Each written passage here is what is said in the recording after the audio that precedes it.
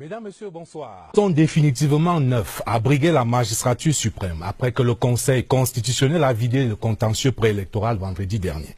Face au président candidat Paul Biya qui nourrit encore des rêves pour le Cameroun, 8 autres leaders politiques proposent des offres alternatives. Face à ces 9 candidats, le peuple, dans toute la puissance de sa souveraineté, va faire son choix le 7 octobre prochain. La CRTV, dans la plénitude de sa fonction de service public, propose donc aux candidats ou à leurs représentants cette plateforme 100% présidentielle pour un débat profond et fécond. Projet contre projet, argument contre argument, pour donner aux électeurs toutes les clés pour se déterminer et choisir, en toute connaissance de cause, le candidat du cœur ou de la raison. Invité au débat ce soir, Cabral Libi, candidat du Parti Univers à l'élection présidentielle, coordonnateur du mouvement 11 millions de citoyens. Bonsoir et bienvenue. Bonsoir à vous, M. Bihina. Bonsoir à vos nombreux téléspectateurs. Face à vous, Benoît Ndonsoumet, membre titulaire du comité central du RDPC, conseiller auprès du secrétaire général du comité central du Rassemblement démocratique du peuple camerounais. Bonsoir, Monsieur le ministre, et bienvenue. Bonsoir, M. Bihina. Bonsoir aux téléspectateurs. La première question vous a adressée, Cabral Libi. Vous avez adressé une lettre aux 7 autres candidats de l'opposition, proposant même un schéma d'une primaire entre vous. Où en êtes-vous dans ce processus? Alors, permettez-moi, avant de répondre à votre question, de rebondir sur une chose que vous venez de dire. Vous avez dit « face à moi ». Dans le cadre de ce débat. Alors, je voudrais savoir s'il est juste face à moi parce qu'il est assis en face, ou c'est un face-à-face. Parce que si c'est un face-à-face, ça veut dire que votre émission ressemble à un piège à con, finalement. Parce que c'est quand même une drôle de coïncidence. Il y a une semaine, je crois, ou deux, il y a eu un candidat assis à ma place. Il avait face à lui un représentant du candidat absent. Il y a un autre candidat qui passe aujourd'hui. J'ai face à moi un représentant d'un candidat absent. Ça veut dire que après les 2 émissions, 2 candidats de l'opposition se sont exprimés, mais un candidat s'est exprimé 2 fois alors qu'il est absent par ses représentants.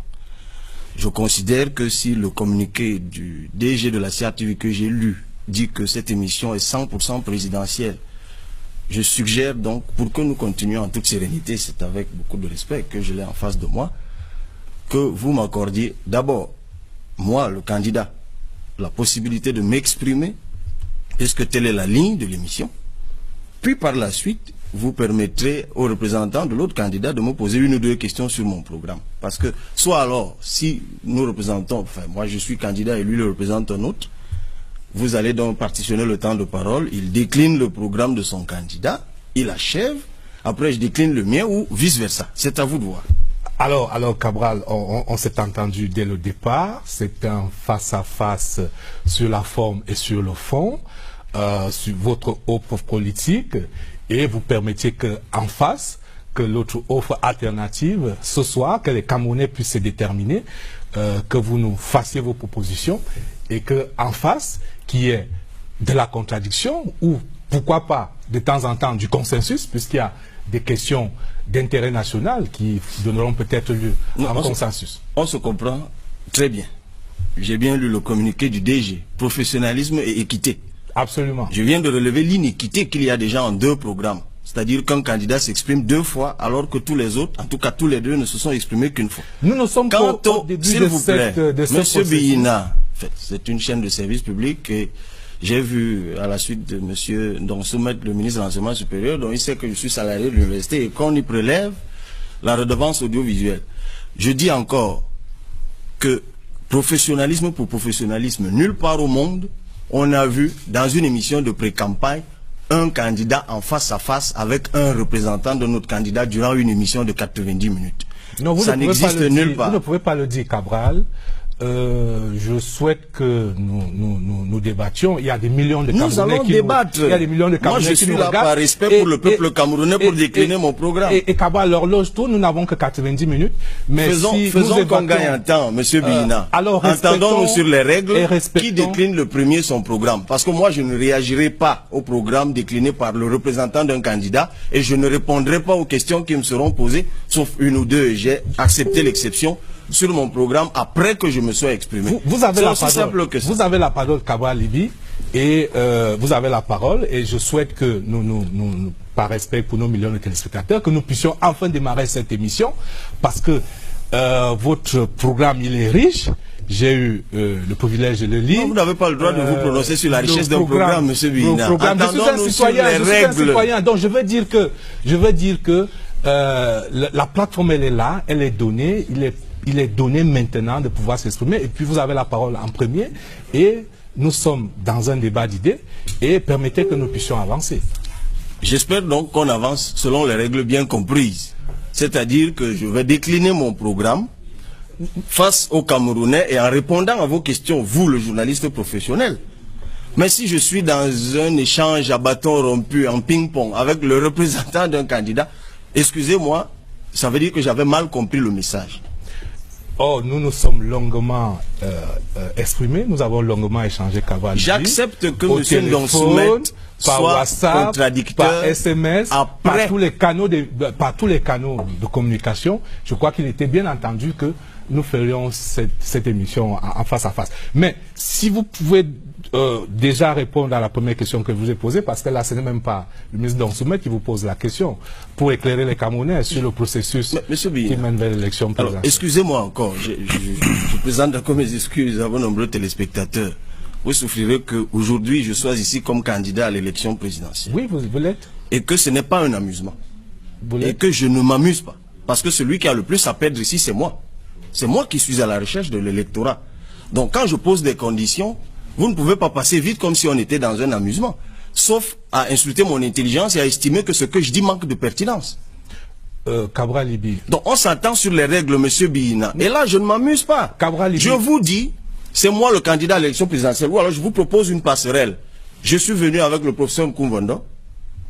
Il peut prendre ma place tout de suite. Et il fait l'émission avec M. Ndonsoumet. Ou alors, en première partie, je décline mon programme et M. Ndonsoumet pourra, je l'accepte exceptionnellement, m'opposer une ou deux questions. D'ailleurs, il est au ministère de l'Éducation de base. C'est une bonne occasion pour qu'il s'explique sur la promotion collective.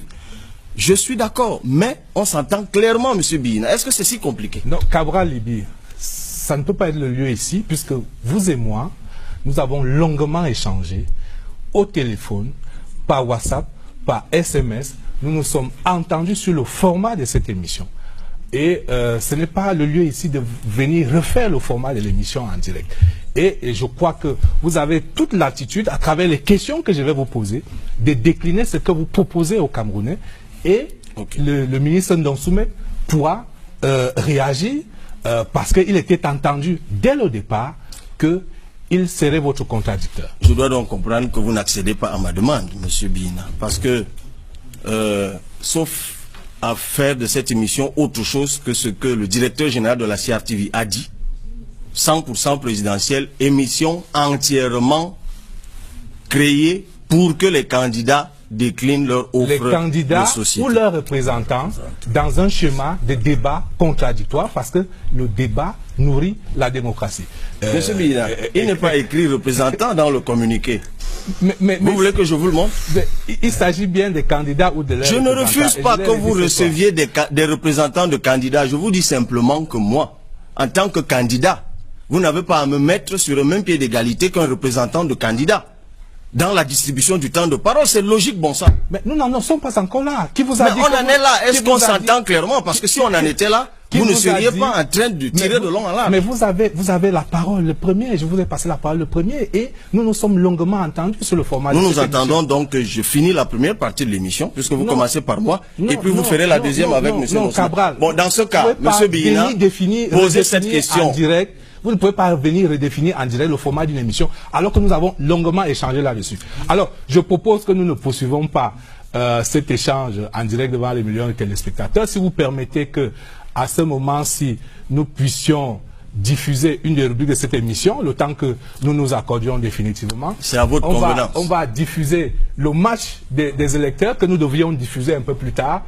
Le professeur Nkoumvondo face donc au professeur Laurent Serge Toundingwa, qui sont l'un et l'autre les soutiens de ces candidats à l'élection présidentielle.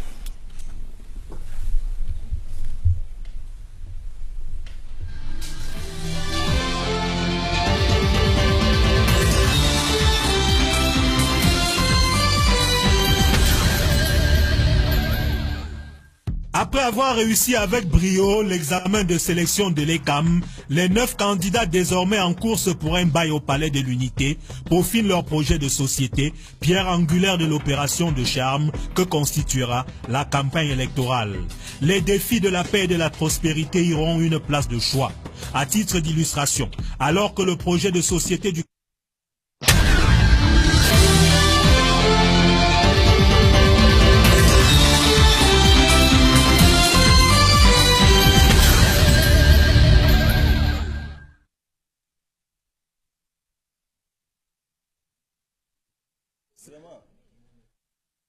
Pour ça. Je veux bien que je sois le Benjamin comme tête.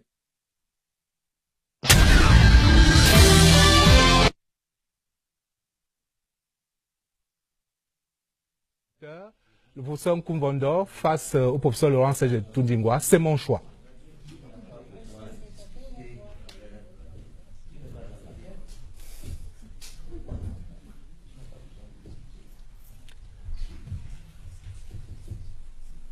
Alors manifestement, nous sommes à l'antenne, alors que je demande donc au réalisateur de nous diffuser cette rubrique de l'émission. C'est mon choix, le match des électeurs entre le professeur Nkumvondo et le soutien président du parti Univers qui a investi le candidat Cabral Libi et le professeur Laurent Serge Tundingwa, soutien du président Paul Biya.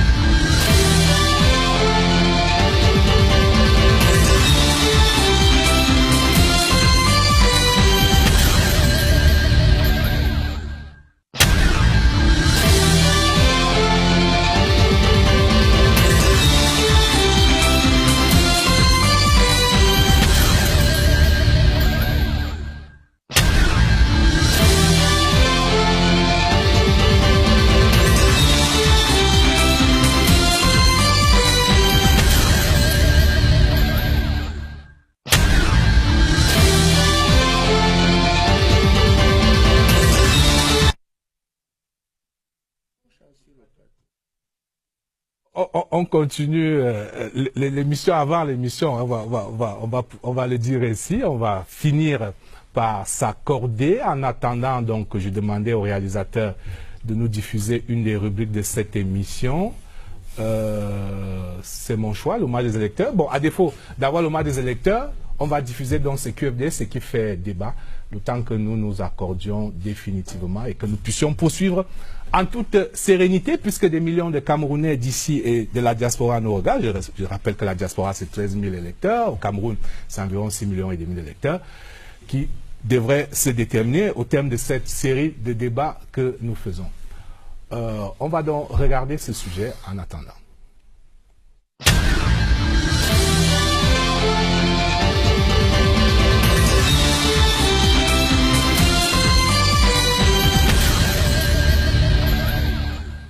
Après avoir réussi avec brio l'examen de sélection de l'ECAM, les 9 candidats désormais en course pour un bail au Palais de l'Unité peaufinent leur projet de société, pierre angulaire de l'opération de charme que constituera la campagne électorale.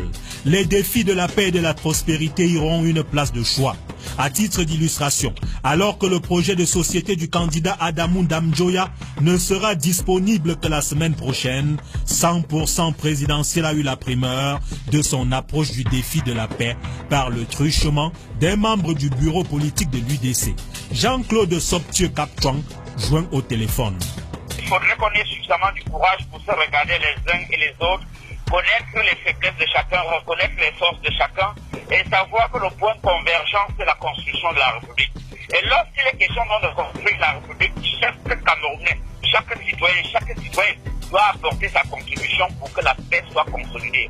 Sur le sujet, Joshua aussi, dont le projet de société sera rendu public demain mercredi à Douala, propose. le retrait en caserne de l'armée dans les régions du sud-ouest et du nord-ouest, l'organisation d'un forum national de réconciliation semblable à la commission Vérité et Paix en Afrique du Sud, forum qui débouchera sur une réforme constitutionnelle qui enlèvera les pouvoirs des mains des individus pour les donner aux institutions. Quant au défi de la prospérité, le candidat aussi mise sur un programme économique qui aura pour socle le fédéralisme, système générateur d'autonomie de gestion des différents États. Une approche innovante de la lutte contre la corruption avec accent sur la prévention via une vaste informatisation dont le secrétaire national à la communication du SDF, Denis Kemlemo, vante les mérites. Ça va amener les gens à être plus rigoureux dans la gestion des finances publiques. Je donne un exemple, le fichier des fonctionnaires. C'est un problème au Cameroun parce que ce n'est pas informatisé. Donc, c'est ça qui va créer la richesse et aussi, on va avoir une économie transformationnelle, c'est-à-dire produire ce qu'on consomme. On doit réformer nos systèmes d'éducation complètement. Parce qu'on doit quitter d'un système qui privilégie le diplôme à un système qui privilégie le savoir-faire. Le candidat Adamou Damjoya a une approche différente que présente au téléphone Jean-Claude Soptieu-Kapchouan, membre du bureau politique de l'UDC. La prospérité ne peut être possible que si et seulement si, dans un cadre de dialogue républicain, les agrégats économiques, je dis bien les agrégats économiques, doivent être conjugués pour permettre une mobilisation citoyenne et élaborer des plans de développement adéquats et des plans économiques adéquats pour permettre aux citoyens et aux citoyennes de participer, n'est-ce pas, au développement économique de notre pays. Les avis de vos invités sur le plateau enrichiront certainement ce remue-ménage sur ces deux problématiques qui font débat. Aimé Robert.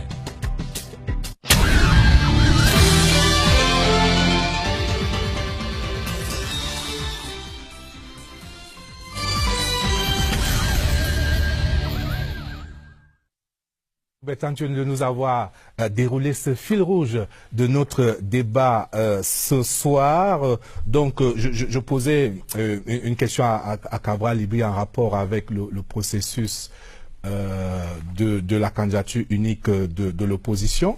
Vous pourriez me donner une réponse puisque vous avez écrit aux 7 autres candidats de l'opposition. On va dire, vous avez même proposé le schéma d'une première entre vous.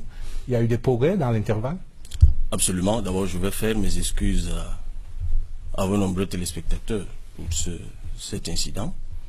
Et sur le conseil du professeur Nkungondo, je vais continuer l'émission. Et pour répondre à votre question, effectivement, lorsque le conseil électoral de l'ECAM a publié la liste des candidatures arrêtées, j'ai adressé des correspondances aux autres candidats de l'opposition, leur suggérant que nous nous retrouvions rapidement afin que nous déterminions un mécanisme par lequel l'un d'entre nous pourrait porter une coalition jusqu'à la victoire électorale.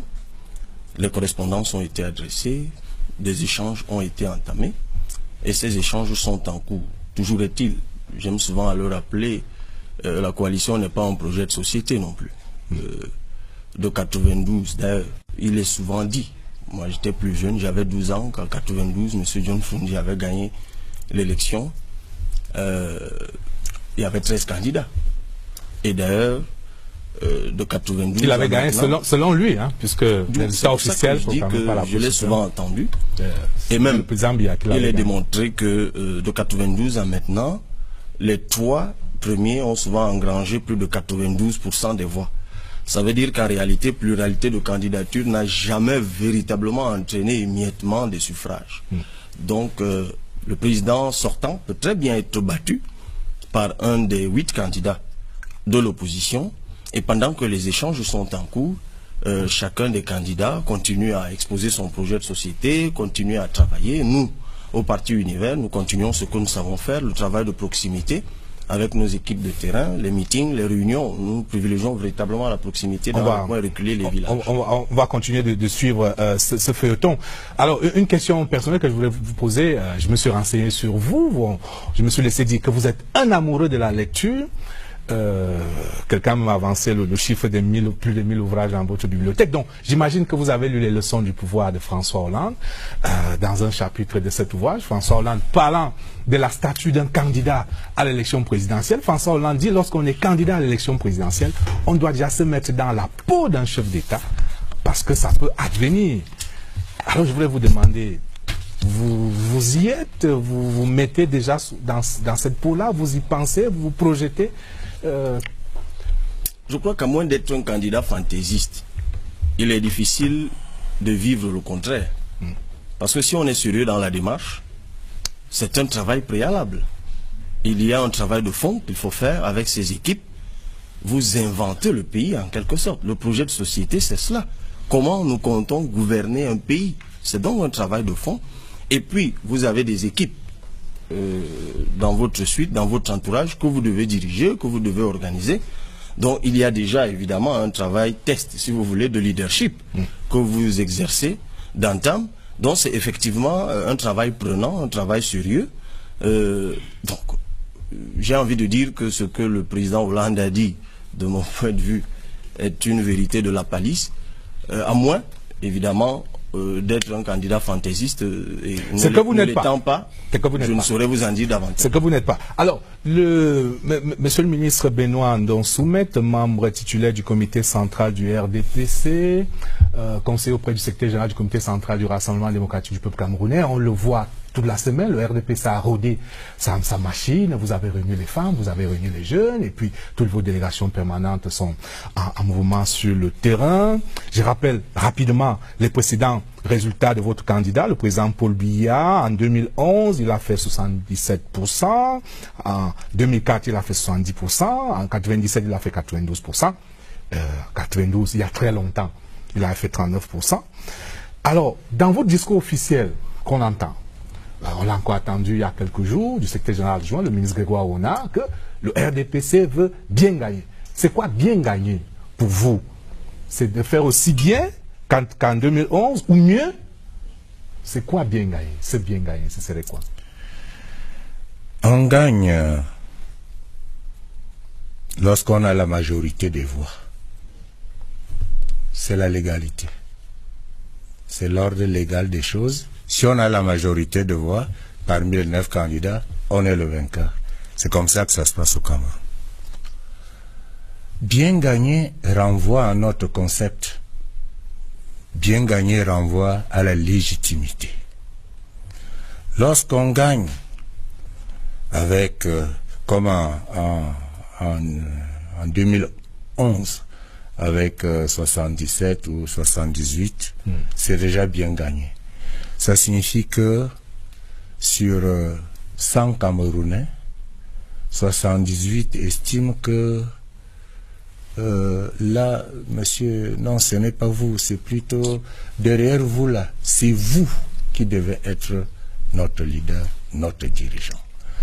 Donc on gagne bien gagner signifie avoir un score élevé. Ça permet de mettre fin à des spéculations qui très souvent manquent de fondement. Ça permet de mettre fin à des déclarations si multiples Camerounais qui, sans être mandatés par le peuple, parlent au nom du peuple.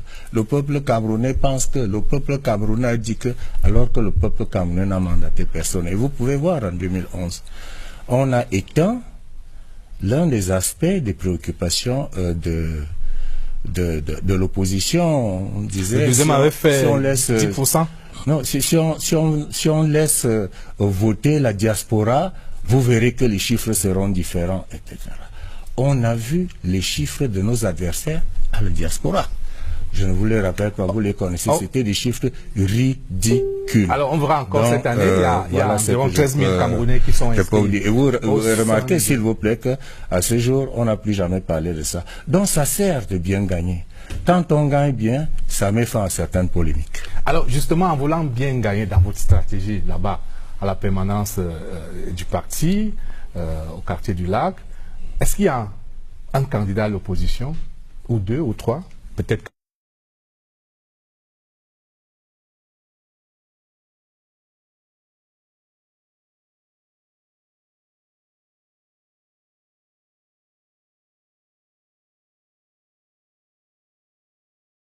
Peut-être.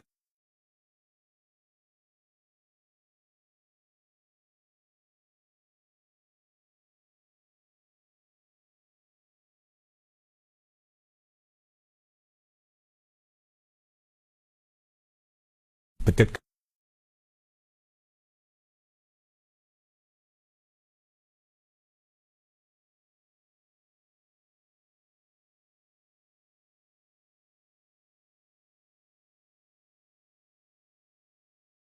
Peut-être.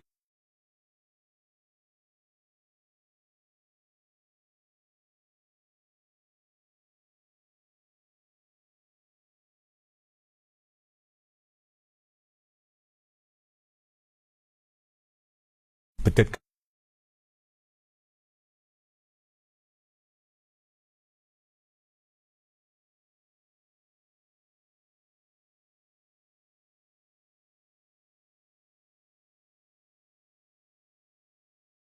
Peut-être.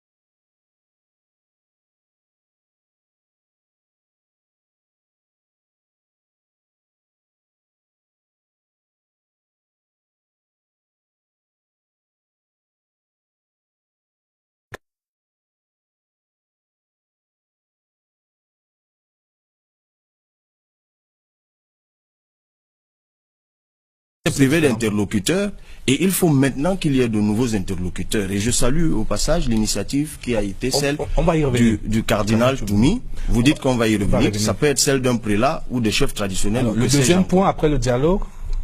Le deuxième point après le dialogue, c'est le désarmement. Il est clair qu'on ne peut plus continuer comme ça. Pour moi, c'est dialogue ou désarmement d'ailleurs. Je mets les deux. Dialogue ou désarmement. Parce que... Qui dépose les armes en premier? Non mais évidemment... Désarmés? Non mais attendez, c'est moi qui ai parlé de désarmement. Quand on parle, on ne désarme pas un État. On est déjà d'accord que lorsque vous parlez de désarmement, c'est pas l'État que vous allez désarmer. Mais l'État cesse évidemment de tirer lorsqu'il y a plus de gens qui tirent. C'est pour ça que les deux vont ensemble. C'est-à-dire il faut que les bandes armées déposent les armes et retrouvent le chemin du dialogue. Quitte à ce que les bases de ce dialogue soient saines et qu'un climat, une atmosphère de confiance règne. Troisième point. Le troisième point, c'est la régionalisation. En réalité, je n'invente pas la roue.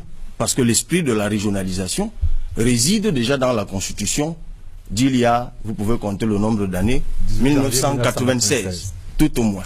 Et d'ailleurs, subséquemment à cela, en 2004, il y a eu des lois portant dispositions communes aux régions, dispositions communes aux communes. Mais vous savez très bien que c'est des lois qui comptent pour du beurre. Parce que les conseils régionaux n'ont jamais véritablement vu le jour. Nous pensons que la crise anglophone n'est pas tant une crise séparatiste ou une crise fédéraliste. C'est une crise autonomiste. Les anglophones, pour la plupart, nostalgiques de la période, tout au moins, si nous prenons à partir de 61 du fédéralisme, sont nostalgiques de la période où ils s'assumaient, ils s'auto-assumaient, et ils ont l'impression, et les frustrations se sont amoncelées depuis 1972 qu'ils sont assimilés. Les signaux ont été donnés, comme d'habitude, négligence et arrogance leur ont été réservés. Ça a débouché sur cette question. Il faut aujourd'hui décongestionner effectivement, passer de la proclamation et de la déclamation à l'effectivité. Visiblement, ce n'est pas ceux qui nous gouvernent qui vont y arriver. Et puis, quatrième point, la révolution linguistique. Parce que ce qu'on ne dit pas suffisamment, c'est que la langue est un marqueur. Elle détermine la personnalité, elle structure la personnalité, et c'est un indice d'appartenance. Et il y a donc un fondement culturel derrière la langue.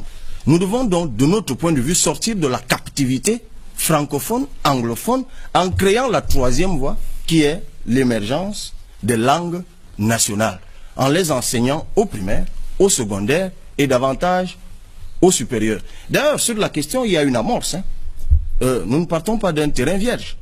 Je crois depuis 2009, il y a une expérience qui est faite avec la création à l'école normale supérieure d'un département de langue et culture nationale, bien qu'on soit parti... Où l'on cherche des candidats. Il y a des places ouvertes, disponibles, mais il n'y a pas suffisamment de jeunes Camerounais qui...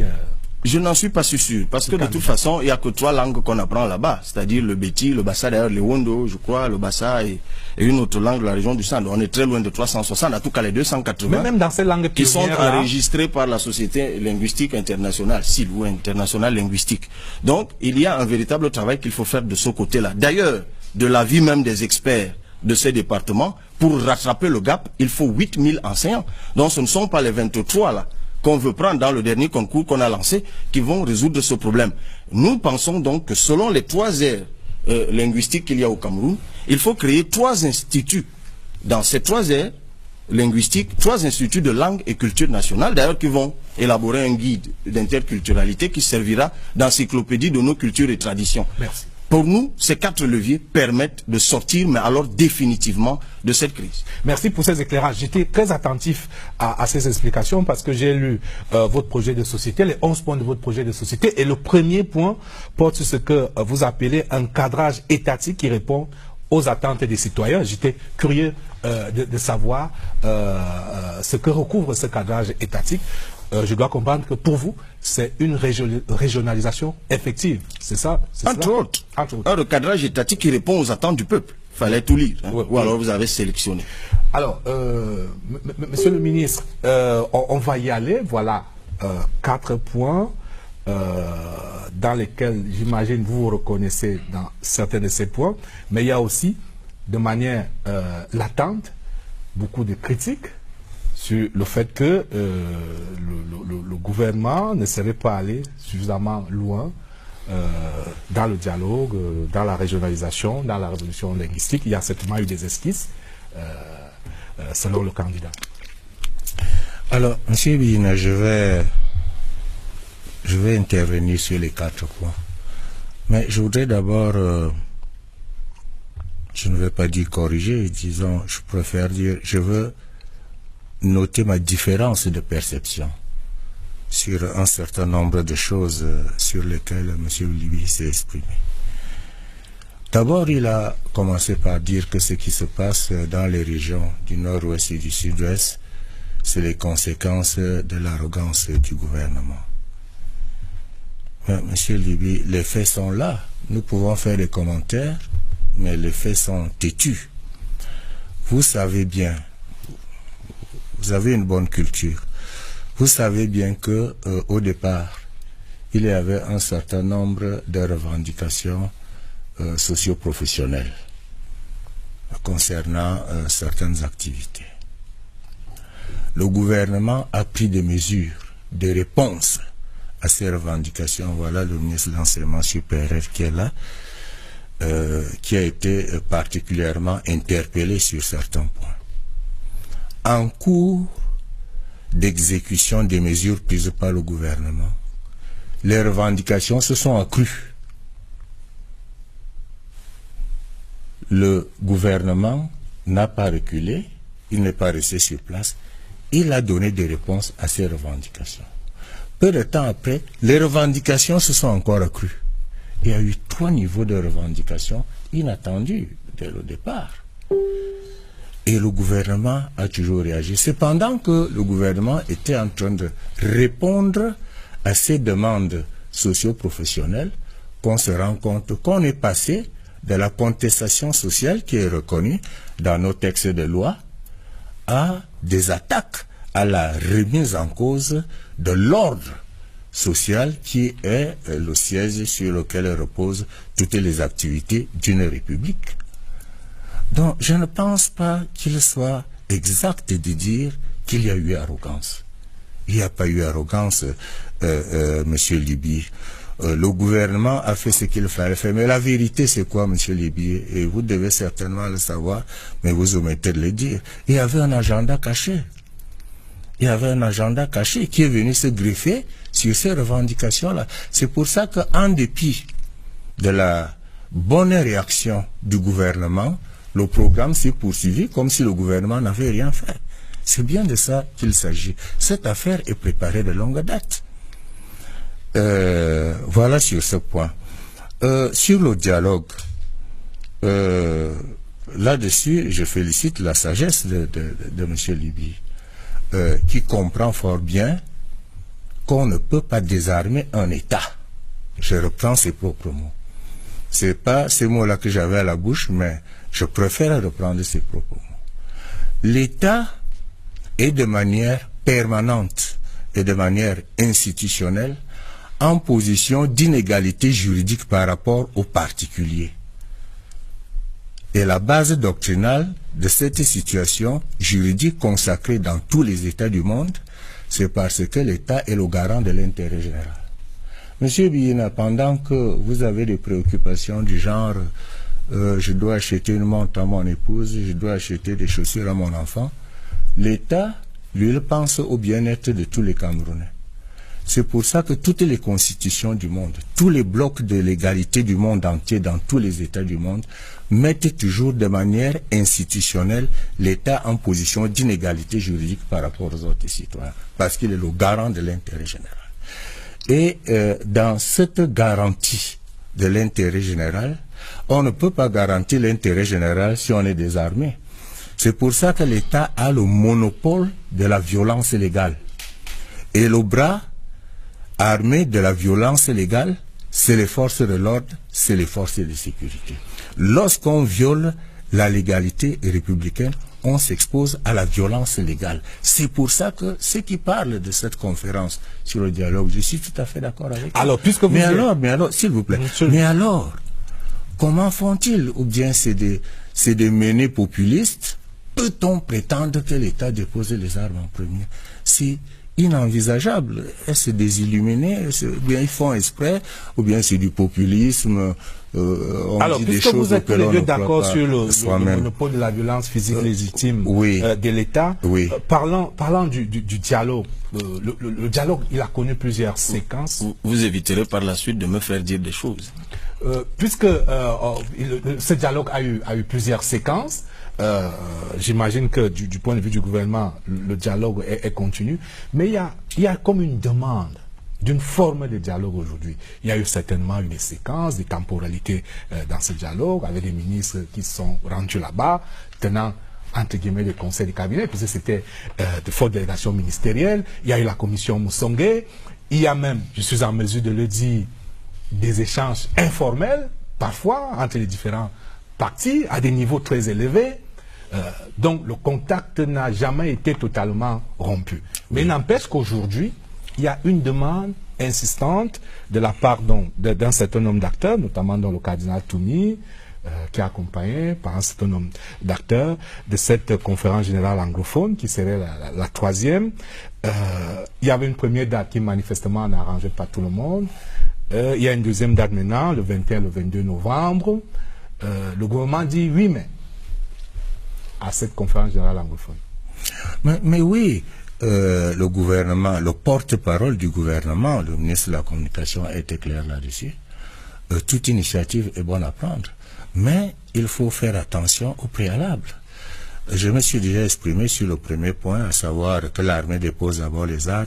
C'est du populisme. Supposons que c'est préalable. Le deuxième point. Qu'on n'existe plus ces préalables, qu'on ne demande plus la libération des prisonniers. La libération des prisonniers, des gens qui ont égorgé, qui ont assassiné. Supposons qu'ils prennent acte du fait que le gouvernement ne peut pas considérer cela. Oui. Le gouvernement va donner son feu vert à cette conférence générale. Il se pose un autre problème.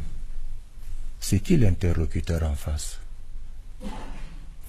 Dans le camp des irrédentistes, parce que je préfère les appeler comme cela, dans le camp des irrédentistes, ce n'est pas la grande harmonie là-bas, puisqu'ils se sont transformés en bandes armées.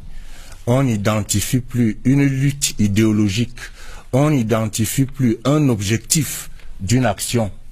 C'est des bandes armées qui pillent, qui tuent, qui font des rapines chez les citoyens, dont ils prétendaient défendre les intérêts. Et il y a donc ce problème-là, c'est quel est l'interlocuteur ici? Alors, voilà un problème auquel on va se heurter. C'est pour terminer, si vous permettez, monsieur Bina. À ma lecture des expressions, des points de vue, le dialogue est une idée très largement partagée par toutes les strates sociales ou même sociopolitiques du Cameroun. À tous les niveaux de pouvoir ou d'influence sociale, on ressent ce besoin de dialogue. Absolument. Et pour une raison très simple. Vous voyez, quand c'était Boko Haram, on a fait ce qu'il fallait faire. On l'a monté dehors. Mais là, il s'agit des Camerounais en face des Camerounais. Donc nous sommes obligés de nous parler. On est obligés de se parler. Alors on se parle comment, candidat Cabral? Mais c'est là tout le génie politique. On se parle lorsque, et là, on cesse de tirer les uns sur les autres. Ça, c'est une chose. Oui. Et sur ce point, quand je dis qu'il faut déposer les armes, partout dans le monde, quand on convient de déposer les armes, ça se fait simultanément. Sauf, on ne va pas dire à l'État de déposer les armes. L'État range les armes, de toute façon, puisque c'est l'État qui détient les armes. S'il sent qu'il n'y a plus de menace en face. Et de l'autre côté, on prend l'engagement d'arrêter. Et d'ailleurs, il arrive des cas de figure où on convient d'un cessez-le-feu, et parfois l'un des camps continue. Et dans ce cas-là, c'est pour ça que je vous ai dit dialogue ou désarmement. Et quand je dis dialogue ou désarmement, c'est que l'État doit pouvoir se donner tous les moyens de désarmer. Et vous savez très bien que c'est l'un des problèmes d'ailleurs qu'il y a dans cette région. Parce que peut-être ça, on en parlera tout à l'heure. Parce qu'en même temps, lorsque vous demandez aux militaires d'effectuer un certain travail, il faut bien que l'équipement qui permet d'effectuer ce travail-là accompagne la mission qui est donnée. Mais bon, ça c'est des questions beaucoup plus délicates, peut-être en d'autres occasions. Moi je voulais juste, puisque je vais prendre la métaphore, en fait, je ne sais pas si c'est la bonne figure de style, de l'élève ou de l'enfant, puisque je sais que vous êtes à l'éducation de base. Si votre enfant, la maîtresse, comme on appelait à notre époque, vous appelle et vous dit, ah ben votre enfant jouant dans la cour s'est fait piquer par un clou. Il faut de l'alcool et de la bétadine. Vous dites, ah ben, on n'est pas obligé. Après, on vous appelle, on vous dit, mais non, ça s'est infecté, c'est déjà le tétanos. C'est à ce moment que vous apportez l'alcool et la bétadine, il est tard, au lieu d'apporter l'antitétanique. Après, on vous dit, mais non, ça s'est gangréné. Il faut maintenant amputer. Eh bien, c'est là que vous apportez l'antitétanique, il est tard. Après, on vous dit, mais il est en train de mourir, et c'est là que vous venez amputer. C'est exactement ce qui s'est passé. Je prends un exemple clair, puisque vous avez cité quelqu'un qui est là, le ministre Jacques Famendongo, sur la question des enseignants de l'enseignement supérieur.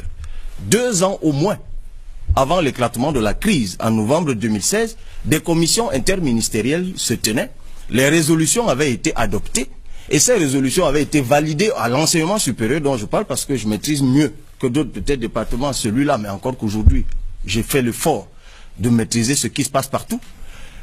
Ces documents-là ou ces résolutions ont disparu de la circulation jusqu'à l'éclatement de la crise pour qu'on aille les chercher. Souvenez-vous. C'est quand même parti du ministère de l'enseignement supérieur. Mais c'était parti de l'enseignement supérieur et c'était au premier ministère. Je sais de quoi je parle. Et j'attends d'ailleurs que vous me confirmiez le contraire. Bien plus, puisque vous avez visiblement la mémoire sélective, monsieur Ndonsoumet, vous ne vous rappelez certainement pas des propos de certains membres du gouvernement, vos collègues. Hier, certains ne l'étaient pas, ils le sont devenus, mais attendez. Je me rappelle encore des propos tenus par le ministre de la Justice en visite dans la diaspora. Que n'avait-il dit des revendications? Pour que tout honte bu, quelque temps après, il vient dire exactement ce qu'il avait désavoué 1 ou 2 mois plus tôt. C'est ce cafouillage qui pose problème. C'est bien de dire on a satisfait les revendications corporatistes, mais quand la situation a métastasé et que c'est devenu intenable. Et c'est justement ce type de gouvernance. Oui. Je vous ai déjà dit ce qu'on va faire. Si vous voulez, je décline davantage. Mais c'est ce type de gouvernance qu'on ne peut plus s'autoriser dans un pays. Lorsqu'un problème se pose, monsieur Bihina, c'est parce qu'on a un président qui est président de tout mais responsable de rien, justement. Parce que s'il faisait, si en chef de famille, il pouvait s'arrêter par moment, aller vers les enfants qui pleurent. Vous ne pouvez pas avoir envoyé un premier contingent, il échoue. Un deuxième, il échoue. Un troisième, il échoue. Mais je vous dis que ce qu'on fait maintenant, c'est qu'il faut un chef dans ce pays qui règle des problèmes parce qu'il écoute ce que disent les Camerounais. Dans l'immédiat, là, qu'est-ce que vous préconisez? Mais dans l'immédiat, c'est-à-dire là, maintenant, monsieur Bihina, c'est le 7 octobre que je serai élu. Donc sur les questions d'immédiateté, vous me ferez le plaisir de poser la question à M. Ndonsoumet. D'accord. Et monsieur vous voulez réagir? Oui, quand même. Il faut un chef qui règle les problèmes. Mais le chef ne fait que ça, régler les problèmes. On voit comment ça se passe. Non, lorsque, tout à l'heure, là, vous n'avez pas remis en cause ce que j'ai dit, à savoir, quand on observe ce qui s'est passé dans cette histoire, il y avait manifestement un agenda caché. Quand il y a un agenda caché, quelles que soient les mesures que le gouvernement peut prendre, on poursuit son agenda. C'est bien ce qui s'est passé. Et il n'y avait ni gangrène, ni tétanos, ni métastase. C'était un agenda caché. Et vous le savez très bien, vous êtes un homme cultivé. Je sais que vous le savez. Vous vous baladez certainement de temps en temps dans ma tête, mais là vous vous trompez. Nous nous connaissons. Monsieur Libé, c'est pas la première fois qu'on est face à face. Ah ben, si on est 2 fois face à face et qu'on se connaît, nous nous connaissons. Vous allez vite quand même, monsieur le ministre, mais bon, je vous conseille. Il y avait un agenda caché, et vous le savez. Donc, quelle que soit la bonne disposition d'action du gouvernement, c'était un agenda caché. C'est pour ça que toutes les mesures que le gouvernement a prises n'ont pas pu faire l'effet souhaité si ça n'avait été qu'une simple revendication socio-professionnelle. C'est pour ça que ça ne s'était pas arrêté là. Et ce qui se passe aujourd'hui confirme ce que je suis en train de dire. D'où viennent les armes? Mais c'était quoi l'agenda caché pendant qu'on y est? Ce qui se passe aujourd'hui, c'est le rédentisme, les mouvements sécessionnistes. C'est pour ça que vous avez jeté Agbobala et autres en prison pour les libérer? Parce que vous vous êtes rendu compte que vous les avez arrêtés pour rien? Non, lorsqu'on n'a pas... Vous privant vous-même d'interlocuteurs, c'était ça l'agenda? Non, lorsqu'on est interlocuteur, monsieur Bihina, il y a des règles.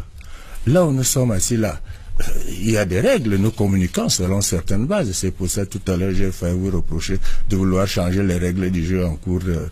Bon, je ne vais pas revenir là-dessus. Vous avez eu la bonhomie de vous ressaisir. Non. C'est parce que il y avait déjà un projet. Et c'est pour cela que quelles que soient les actions que le gouvernement pouvait prendre, il fallait avancer. Mais maintenant nous savons ce qui se passe. Alors, la lutte pour une cause apparemment noble, d'après eux, s'est transformée en système de rapine, d'assassinat, de destruction des biens et publics et privés. Aucun citoyen du Nord-Ouest ou du Sud-Ouest actuellement ne se reconnaît plus dans toute cette affaire. Et c'est ça la là, l'État doit donc faire son travail. Oui, on l'a déjà dit. L'État doit faire son Monsieur le ministre, on l'a déjà dit. J'aimerais quand même vous entendre sur à notre grief récurrent sur la régionalisation, l'accélération de la régionalisation. D'autres parlent de décentralisation. Oui. D'accord, la décentralisation a été amorcée. Ce serait mensonger de dire que rien n'a été fait. Il y a eu des avancées. Tout de même. Mais d'aucuns demandent vraiment une accélération et de la décentralisation et du passage au deuxième échelon de la décentralisation avec cette mise en place des conseils régionaux et du fait que, par exemple, on entend aussi dire cela, que les délégués du gouvernement ne soient plus absolument nommés parce que parfois certains sont inamovibles, restent là 10 ans, 15 ans, sans parfois produire des résultats, comme le délégué du gouvernement de Yaoundé. Tous ne sont pas performants comme lui, mais ils sont là, ils ne rendent pas des comptes, ils sont là, alors qu'il y a le choix des électeurs qui n'est pas seulement pris en compte. Alors, la décentralisation, je voudrais d'abord partir des bases doctrinales. La décentralisation, c'est ce souci de donner un contenu à ce qu'on appelle en sociologie politique la notion d'affaires propres. La notion d'affaires propres signifie que, au-delà des besoins que l'on peut circonscrire dans tout un pays, il y a des spécificités identitaires qui font que les besoins ne sont pas nécessairement les mêmes sur l'ensemble du territoire. Il y a des besoins spécifiques à certaines parties du territoire. Et c'est ce soufflet identitaire particulier qui fait que, au-delà des actions qui peuvent être menées au niveau de l'État central, que des possibilités soient données à des communautés de base pour pouvoir entreprendre ces autres actions spécifiques qui constituent des réponses à leurs propres problèmes. Je continue, s'il vous plaît. On est d'accord sur ce cadre théorique. Voilà. Maintenant, qu'est-ce qui a été fait? Beaucoup a été fait. Beaucoup ce qu'on demande maintenant, oui. Mais pourquoi ne pas accélérer ce qui reste à faire? Mais, je vous renvoie à la lecture de la circulaire portant sur la préparation du budget de cette année. Quelle est la première phrase de cette circulaire? Et il sourit parce qu'il a lu. Monsieur Louis, je vous ai bien dit qu'il sait beaucoup de choses. Bon, alors, le chef de l'État, je l'ai lu. Mais j'ai eu le même sourire. La toute première phrase, l'accélération de la décentralisation. Alors, cette demande vient après la création. Cette demande vient après la création de tout un ministère chargé des questions de décentralisation. Monsieur Biyina, la décentralisation n'est pas une affaire de 2-3 ans. Jusqu'à présent, les plus vieux États du monde sont encore dans des processus de décentralisation. Les États-Unis sont devenus un État indépendant en 1776. Jusqu'à présent, plusieurs siècles après, des actions de décentralisation sont menées. Mais au Cameroun, on voudrait que tout se passe en une journée, en un an ou en 2 ans. Non, ce n'est pas vrai, ça n'existe pas. Ça n'est pas vrai. Oui, en fait, c'est... Bon, évidemment, il peut le faire parce qu'il n'est pas candidat. Ce mépris vis-à-vis des Camerounais. Mais c'est les faits. Il vous dit qu'un texte, la Constitution, qui date de 1996, rendu en 2018, c'est un jour. Alors, la décentralisation, monsieur Ndonsoumen vous parle de considération doctrinale quand il fuit la question que vous lui posez. J'ai répondu à la miroir question, aux alouettes, monsieur Ndonsoumen. Puisque vous faites des comparaisons, c'est bien d'aller chercher très loin les États-Unis parlant d'indépendance au lieu de parler de décentralisation. Moi, je vais vous dire ce qu'il en est de votre décentralisation. La dotation, elle représente 0,30% des recettes de l'État du Cameroun. C'est quoi? Je ne vais pas vous donner le chiffre. Vous ne le connaissez pas. Si, je le connais. Je vous l'ai donné. Je le connais parfaitement. Je vais vous le prouver. C'est faux. Je vous ai entendu dire ça aujourd'hui dans la rediffusion d'une de vos interventions à Vision 4. J'étais assis à côté de mon épouse, je dis voilà, il fait ça parce qu'il n'a pas un contradicteur en face de lui. Maintenant vous êtes là. Bon, alors, quel est le bon chiffre? Je vous le donnerai pas. Ok. Parce que vous risquez, je vais vous expliquer pourquoi. Alors, je vais vous vous risquez aider de l'utiliser à d'autres fins. Mais je vais vous donner des petits exemples. Alors, depuis, je crois que j'avais encore la parole. Si. Mais écoutez, laissez-moi vous édifier sur des choses, monsieur Dossman. Ne nous perdez non, pas du temps. Vous avez posé un problème. Je vais vous dire la source. Je n'ai pas répondu. Je vais vous dire la source. Depuis 6 ans. La source, c'est un document du ministère de la décentralisation. Une étude que vous-même, vous avez commandée. Ce qui a été fait. Je vais vous donner ce qui a été fait. Depuis, en l'espace de 6 ans, 83 milliards au titre des taxes communales sous péréquation ont été versés aux communes. 83 milliards. Okay.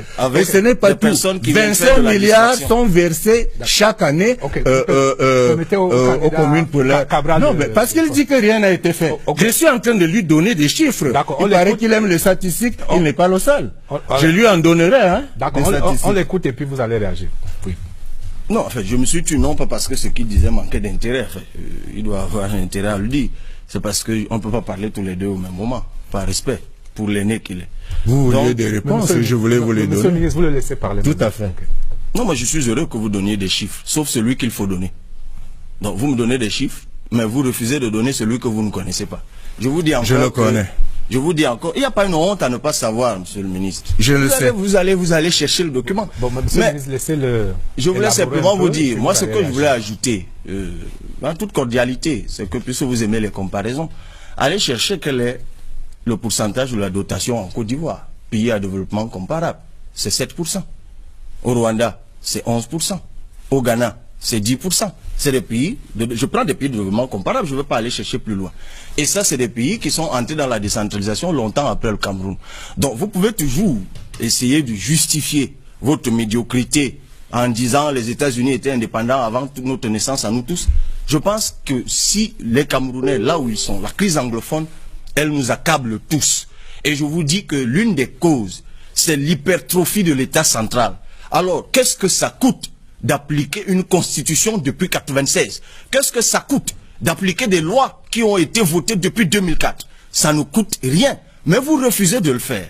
Parce que c'est de la mauvaise foi politique. C'est pour ça que je disais tout à l'heure, vous êtes amoureux d'un président de tout, mais il n'est responsable de rien.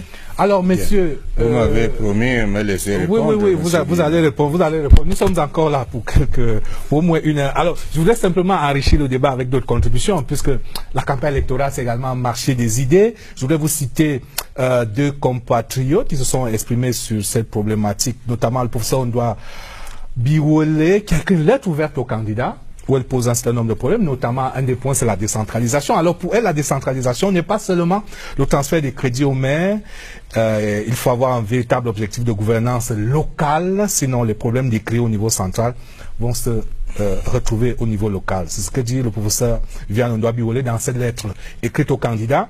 Je voulais également relayer dans ces problèmes de gouvernance les propos de François Kenfa, qui est secrétaire exécutif de la plateforme Inclusive Society pour une meilleure participation politique des personnes handicapées. Ces personnes handicapées ont envoyé un mémorandum aux candidats à l'élection présidentielle et, entre autres préoccupations, ils relèvent la création des filières spécialisées dans les écoles normales et grandes écoles. Et cette plateforme revendique 58 000 électeurs handicapés et demande donc aux candidats d'en tenir compte. Alors, messieurs, nous continuerons Oui, sur la question du handicap, effectivement. C'est vrai que... Ah oui, si vous permettez. Hein. Oui. Après, parce que c'est une question cruciale. Et là, on revient sur des choses. Ça, c'est la question de la sécurité. Et là, vous savez, là, on parle de sécurité sociale, on parle de protection sociale. Et la question du handicap, c'est une question sérieuse. Et je voudrais donc rassurer que pour nous, c'est une question qui est importante. Vous savez, il y a un rapport de l'OMS qui date de 2014, qui chiffre la population mondiale de handicapés à 15%. Et au Cameroun, selon les associations qui y travaillent, c'est environ 3 millions de personnes. Et il y a, et c'est juste l'interpellation que je voulais vous faire, je me suis rendu compte que 47% des personnes handicapées au Cameroun, c'était des sourds-muets. Et souvent, dans les émissions que nous faisons en période de campagne comme celle-ci, nous ne pensons pas aux traducteurs en langage de signes. Et du coup, eux, qui n'entendent pas, sont complètement coupés de tout ce qui s'y passe. C'est une suggestion que je voulais vous faire peut-être pour les prochaines émissions. Merci, candidat. Mais il faut quand même... on va, parce qu'il y a d'autres enjeux importants de la vie nationale. Il y a la crise dans le nord-ouest et le sud-ouest, mais il y a aussi que nous sortons progressivement d'une guerre dans la région de l'extrême nord, où le Cameroun a gagné la guerre grâce à notre vaillante armée qui a permis de sécuriser nos 400 km de frontières avec le Nigeria en boutant l'ennemi hors du territoire à chacune de ses attaques. Mais il y a aujourd'hui, messieurs, l'enjeu de la reconstruction. L'extrême nord était une région extrêmement prospère, mais elle a beaucoup souffert de cette guerre. L'extrême nord, c'est plus d'1 million d'électeurs. Donc si Cabral va être élu, si le président Biya va être élu, il faut gagner à l'extrême nord quand même. Et donc, qu'est-ce qu'on vous promettez à ces populations en rappelant que le gouvernement a répertorié 1300 projets prioritaires à réaliser en urgence pour la reconstruction de l'extrême nord qui a été éprouvée dans cette longue guerre. La reconstruction dans l'extrême nord. Je voudrais vous donner quelques éléments d'appréciation. Cette année, le chef de l'État, à travers ses hautes instructions, a prescrit un plan d'urgence en ce qui concerne l'éducation de base, pour essayer de résoudre le problème de tous ces enfants qui ont été déplacés de manière accidentelle, qui s'élève à près de 4 milliards de francs CFA. Avec ces 4 milliards, qu'est-ce qu'on a pu faire?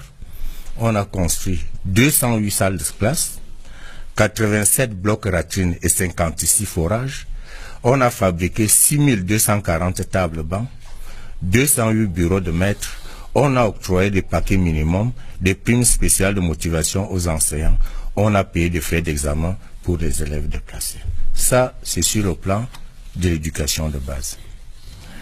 Il y a des mesures qui ont été prises, des mesures incitatives pour les investissements privés. Il y a ce qu'on appelle les dépenses fiscales.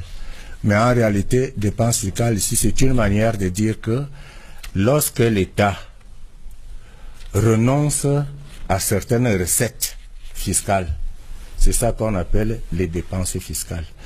Il y a des mesures incitatives pour certaines entreprises qui s'installent. Et donc la reconstruction en bonne voie? Elle est en très bonne voie. J'allais vous dérouler un ensemble de mesures, mais on n'aura pas tout le temps. Donc le gouvernement est au travail. Le gouvernement n'a pas attendu. Le gouvernement a déjà commencé. Le gouvernement travaille déjà pour la reconstruction de l'extrême nord. Cabral, à l'extrême nord, il y a cet enjeu également des repentis, les anciens combattants de Boko Haram, qui sont des Camerounais, qui étaient partis, qui avaient pris les armes contre leur pays, mais ils sont repentis, ils ont décidé de revenir. C'est un processus délicat. Alors, c'est effectivement un processus délicat. Je commence par ça, avant de revenir peut-être à la question principale. Parce que justement, en séjour récemment dans l'extrême nord, je suis allé dans le camp de Minawaou et je me suis rendu compte qu'effectivement, à proximité des autres réfugiés, vivaient ces Boko Haram repentis, comme on dit.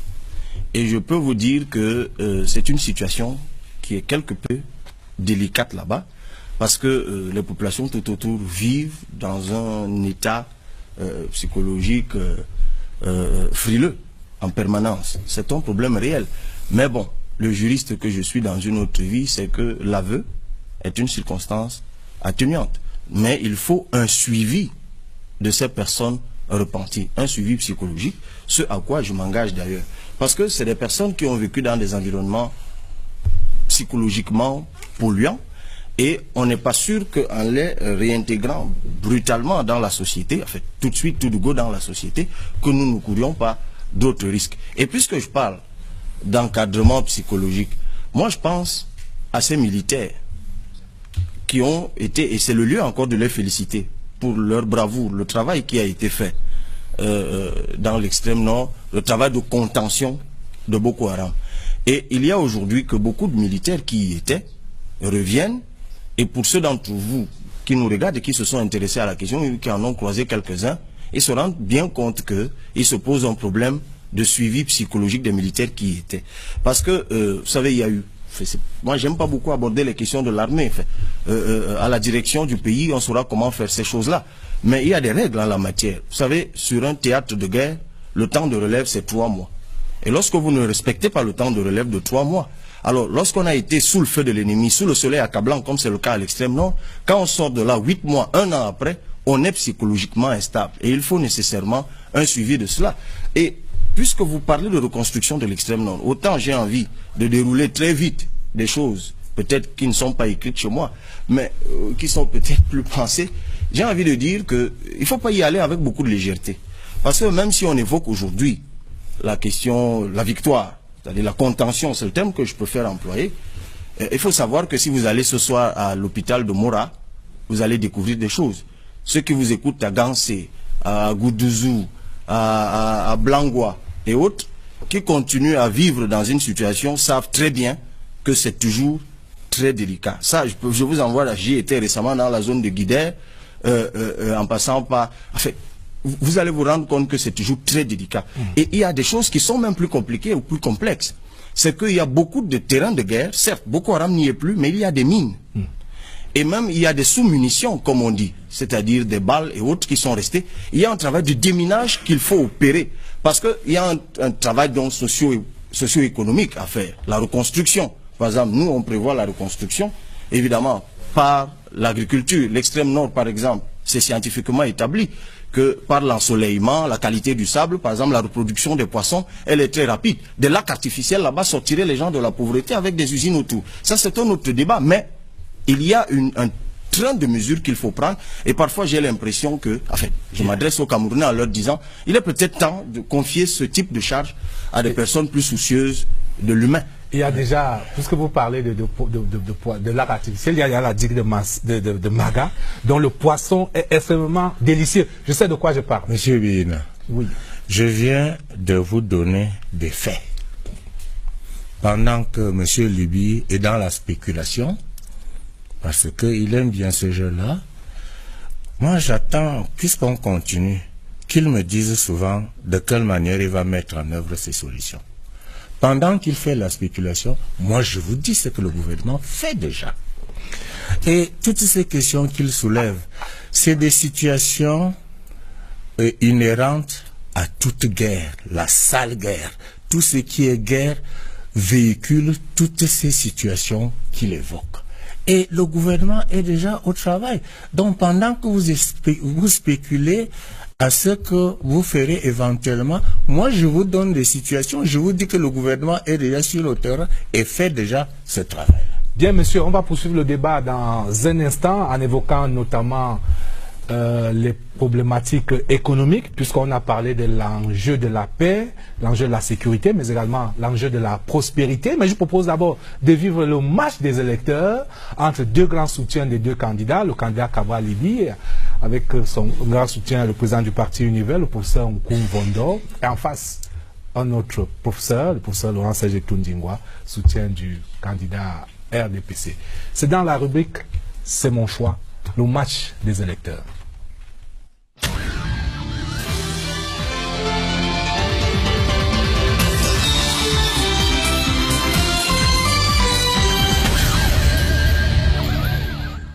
Le premier atout que personnellement je peux détecter en mon candidat, Cabral Liby, c'est qu'au départ, il ne s'agit pas d'un politicien.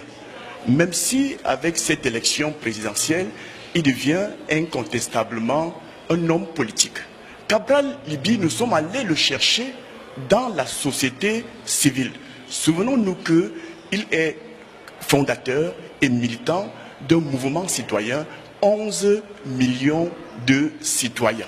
Cabral Liby apparaît comme quelqu'un qui n'est pas comptable du lourd fardeau négatif de la gouvernance de notre histoire politique récente. C'est donc un homme tout neuf qui apparaît dans l'arène politique et c'est pour cela que le parti Univers, dont je suis le leader, a porté son dévolu sur ce jeune homme de 38 ans. Je voudrais dire que le président Biya a beaucoup d'atouts. C'est un monsieur qui est un homme tranquille. C'est un monsieur qui connaît les Camerounais. Et je pense que c'est deux atouts majeurs d'un grand dirigeant. C'est également un monsieur qui a beaucoup d'expérience de la gestion de la cité, de la gestion des hommes et des biens, à travers un parcours très riche et diversifié. Je prendrai deux repères. Quand le président Biya arrive au pouvoir, il n'a pas eu le temps de s'asseoir sur son fauteuil de président, qu'il a rencontré immédiatement des difficultés sociopolitiques avec, à la clé, un coup d'État. Il est sorti de là à essayer de ressouder l'unité et l'intégration nationale. Parce que beaucoup de gens oublient. Et au moment où il a pensé continuer dans la prospérité que connaissait notre pays, la crise économique est arrivée. Et cette crise a tellement duré, elle s'est transformée immédiatement après son déclenchement, quelques 3 ans après, en une crise socio-politique. Et c'est pour ça que le président Biya doit être le candidat. C'est qu'il a géré tous ces événements et le Cameroun n'a jamais sombré. Qu'on cesse de nous rabattre les oreilles avec cette histoire d'expérience politique. Lorsque le président Obama accède à la tête de la plus grande puissance du monde, a-t-il au commencement une expérience de chef d'État? Lorsque le président Ahidjo accède au pouvoir suprême en 1960, a-t-il une expérience de chef de l'État? Oui, souvent on a besoin des hommes sans expérience. Il faut comprendre que dans la vie des nations, à un moment donné, on a toujours besoin d'un souffle nouveau. Et ce souffle est incarné par mon candidat Cabral Libye. Expérience de quoi? On nous rabat les oreilles avec cette histoire. Je pense que la somme d'expériences cumulées par le président de la République, son passage par devers toutes ces situations difficiles que j'ai citées, impose aux Camerounais qui réfléchissent et qui pensent au devenir de son pays, de laisser que cet homme sage-là puisse nous permettre de sortir de ces situations comme il l'a fait par le passé. Nous sommes retombés à la veille de ces élections dans une crise sociopolitique tridimensionnelle. Boko Haram, la frontière orientale du Cameroun avec les événements de Centrafrique qui ont impacté sur la vie de nos populations. Et aujourd'hui, depuis 2016, la crise dite anglophone. Pensez-vous honnêtement qu'il faille aller donner le Cameroun aussi délicat aujourd'hui entre des mains inexpertes? Je dis non. J'entends certains dire que le Fundi est le bastion imprenable du candidat Paul Biya. J'aime à dire à ceux-là que Yaoundé, c'est la capitale de tous les Camerounais. Et les Camerounais qui y vivent viennent de tous les 4 coins du Cameroun. J'ai envie de dire de toutes les 10 régions du Cameroun. J'ai envie de dire que derrière Cabral Libye se trouve le parti Univers avec un leader, Kouvondo qui vous parle, qui a son cordon ombilical enterré à 30 km de Yaoundé. Mais je suis en Ngaoundéré. À partir de Ngaoundéré, il faut bien comprendre que sur le plan démocratico-cosmogonique, nous pouvons empêcher Paul Biya d'atteindre le palais de Tudik ou alors de s'y réinstaller en faisant appel au génie de la forêt située sur la route de Mbalmayo. question de permettre à notre candidat, Cabral Libye, qui est le candidat de tous les Camerounais et non le candidat du Fundi, d'accéder au palais d'étudier. Pour dire que la bataille pour la conquête du Fundi sera rude. La bataille sera rude parce que tout le monde aura envie de profiter de ce climat-là, de cette ambiance où on accepte tout le monde pour essayer de glaner des voix. Il ne faut pas que les gens oublient que les populations du centre en général et du Mfundi en particulier, dont je fais partie, sont des populations qui sont très accueillantes, qui vivent en parfaite symbiose avec les Camerounais de toutes parts. Je pourrais citer l'exemple de la briqueterie, qui est aujourd'hui séculaire, parce que les différents régimes qui se sont succédés au Cameroun ont surfé sur cette intégration dans le centre, donc ont toujours été en harmonie avec les populations du centre, les populations de Yaoundé et de Fundi qui abritent donc la capitale du Cameroun.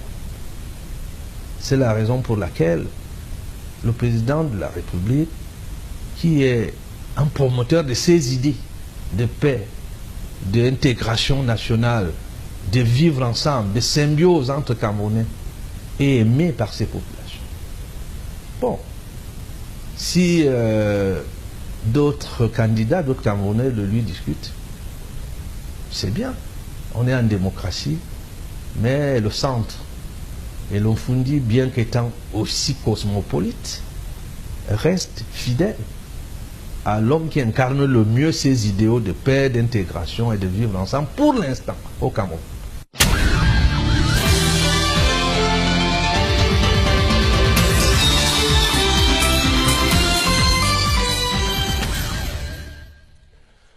Deuxième séquence de 100% politique ce soir, l'économie. Et messieurs, dans un pays qui nous est culturellement proche, la France, pour ne pas le nommer, un président nouvellement élu avait conditionné une nouvelle candidature à l'inversion de la courbe du chômage. C'est dire combien la création d'emplois est vitale dans un pays. Alors, plusieurs statistiques au Cameroun, de l'Institut national de la statistique et d'autres sources font tout à d'un taux de chômage qui est aussi, selon les sources, entre 4 et 13%, d'au moins près de 100 000 jeunes qui arrivent sur le marché de l'emploi chaque année.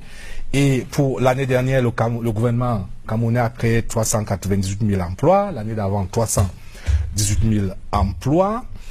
Selon les statistiques données par le chef de l'État lui-même. Cabral Libye, dans son programme, annonce la création d'au moins 1 million d'emplois, si j'ai bien suivi. Alors j'ai envie de vous demander, Cabral, comment allez-vous créer ces emplois? Voilà. Alors il y a un train de mesure, évidemment. Tout à l'heure, quelqu'un parlait de la spéculation. Nous nous sommes rendus compte que parfois, pour provoquer l'inversion des choses, c'est pas forcément même dans l'avenir qu'il faut chercher, il faut se ressourcer. Et notre plan est quinquennal. Vous l'avez compris, nous nous inspirons du prédécesseur au président Biya, le président Aïdjo. Et nous nous inspirons aussi de la révolution verte. Parce que c'est pas par hasard que ce pays a fait 10% de croissance en 80 et 17% en 81. On est d'accord sur les chiffres. Révolution agricole. Mais peut-être avant, je préfère commencer par la question cruciale qui est sous-jacente à celle que vous posez, celle du financement. C'est qu'on vous dira toujours, vous prendrez l'argent où? Première chose que nous ferons dès janvier 2019, c'est de rééquilibrer la dépense budgétaire. En situant les dépenses d'investissement à 43%, les dépenses de fonctionnement à 44% et le service de la dette à 13%. Vous l'avez compris, première chose, pour faire des économies dans ce pays, avec le budget actuel, c'est-à-dire je pars des calculs sur le budget actuel, simplement en rééquilibrant la dépense budgétaire, vous avez dégagé des économies de 720 milliards, portant votre capacité d'investissement, votre enveloppe d'investissement à 2016 milliards. Là encore, on en est à l'arithmétique. Peut-on réduire le train de vie de l'État? Évidemment, oui. Je veux toujours qu'on m'explique pourquoi la présidence de la République avait un budget de 700 millions en 1980 et aujourd'hui en est à 53 milliards. Je veux toujours qu'on m'explique. Le budget de l'État était de combien en 1980? Parce qu'il faut mettre ça évidemment en parallèle. Mais bien sûr, c'est une question de proportion. Tout comme il faut qu'on m'explique quand même pourquoi la présidence a 4 milliards de budget de carburant, c'est-à-dire 1 milliard de plus que la police. Il y a des postes de dépenses qu'il faut réduire. On n'est même pas encore à la création. Je vous parle des recettes, des économies qu'on peut faire. Je ne parle pas de recettes, des économies qu'on peut faire. En réduisant le train de vie de l'État sur toutes ces mesures dispendieuses, liées aux missions, liées à tout ce que vous pouvez lister, au carburant. Donc pourquoi on n'a pas assez réduit? Parce que depuis deux exercices budgétaires, on est... Mais non, on n'a pas assez réduit. Parce que l'une des façons de réduire, c'est d'éliminer des postes de dépenses. Moi, je vais vous dire, puisqu'on parle d'économie, et j'ai vu le ministre Tundingwa tout à l'heure, malheureusement, il a la tête d'un ministre que nous, on va faire disparaître. Parce qu'il faut simplement faire jouer son rôle aux chambres consulaires. Et vous allez faire quoi, notamment, les PME, mais non, leur rôle catalyseur dans la création des emplois. Mais là encore, on n'invente pas la roue. Lisez le texte de 2001 qui régit le fonctionnement de la chambre de commerce et d'industrie. Vous découvrirez qu'avec, il suffit de faire jouer son rôle à cette chambre, qui joue un rôle, mais alors incroyable et extraordinaire dans tous les pays du monde, en termes de promotion de l'investissement, en termes de formation, en termes d'organisation, de levée des verrous qui gangrènent le secteur privé. Vous n'avez plus besoin de l'API, vous n'avez l'agence de promotion des investissements, vous n'avez plus besoin du Conseil économique et social, parce que toutes les attributions, on n'a même plus besoin de ce ministère. Donc, on va réduire la taille, mais évidemment, alors autre chose qui va vous faire rire, parce que nous on va réduire la taille des ministères à 15. Et la simulation est faite, avec tout ce que ça génère comme économie, c'est dans les 720 milliards. Revenez à l'environnement institutionnel au Cameroun. Et là, je vous renvoie encore à un texte qui existe. 15 le rapport, mais oui. Il y en aura quand même un par région, parce que la géopolitique au Cameroun aussi... Mais écoutez, ça fait partie des choses dont il faut se départir. On calcule sur les têtes des individus parce qu'ils sont étonnés ou ceci. Non, on travaille sur l'efficacité. Vous avez lu notre projet de société, un service public de performance. Mais je voulais vous inviter à lire le rapport thématique de la Chambre des comptes de 2009. C'est un vieux rapport. Il commence à dater. C'est d'ailleurs, je crois, le dernier rapport thématique sur les établissements publics administratifs et sur les entreprises publiques au Cameroun. Et c'est la Chambre des comptes qui vous dresse la liste des gouffres à sous au Cameroun. Vous découvrez des entreprises publiques dont le rôle n'est connu de personne. Et même la Chambre des comptes est incapable d'établir les comptes de ces entreprises. Parfois, l'État a des parts là-dedans. Comment les parts sont gérées? Où est-ce que ça va? Quel est l'apport dans le budget? Personne ne le sait. Il suffit de réduire les postes de défense et dès que vous l'avez dégagé, ces économies, vous pouvez financer un secteur porteur d'emploi comme l'agriculture. Nous parlons de la révolution verte, puisque nous mettons 500 milliards par an sur les économies dégagées. Vous financez un secteur d'employabilité extraordinaire, le numérique, en créant un fonds de développement dans ce secteur. J'y reviendrai tout à l'heure. En y mettant 50 milliards, ça a l'air d'un jeu. Il faut partir simplement des économies. Ok, on va revenir à vous. Alors, monsieur le ministre, 398 000, près de 400 000 emplois créés l'année dernière, mais les jeunes en demandent plus. Ils en demandent davantage. Non, avant ça, je vais vraiment vous prier de me laisser le temps de répondre à monsieur Liby, qui dit beaucoup de choses pour épater ceux qui l'écoutent. Je voudrais d'abord préciser que la politique n'est pas un exercice intellectuel. La politique est l'expression d'un rapport de force. Il a le beau rôle. Je vais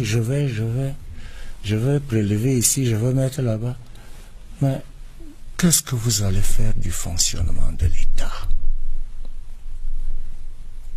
Parce que à vous écouter, ça sonne très bien à l'oreille. Je veux réduire 15 ministères. On ne réduit pas l'administration. On sent que vous n'avez jamais exercé ni le pouvoir d'État, ni le pouvoir administratif. J'ai envie, votre jeunesse, pour le temps qu'il vous laisse, je présume, encore à vivre, mais ça devient un inconvénient lorsqu'on n'a aucune expertise d'exercice du pouvoir d'État, lorsqu'on doit arbitrer sur des situations qui se posent, lorsqu'on doit trouver des solutions aux problèmes sociaux. Je vais partir de quelque part. La forte crise qui frappe le Cameroun, ça commence en 1986. C'est là qu'on sent les premiers signes avant-coureurs de la crise. Et cette crise rentre, elle était tellement sévère qu'elle rentre dans ce que les économistes appellent le cycle de Kondratiev, par rapport au cycle de Juglar qui est du moyen terme, 7 ou 10 ans. Nous, on a fait le cycle de Kondratiev, c'est-à-dire une vingtaine d'années dans la crise, avec une incapacité totale de pouvoir envisager le moindre investissement. Aucun chef d'État dans le monde ne pouvait faire le moindre d'investissement au Cameroun. Bon, voilà des faits historiques qui s'imposent à notre intelligence.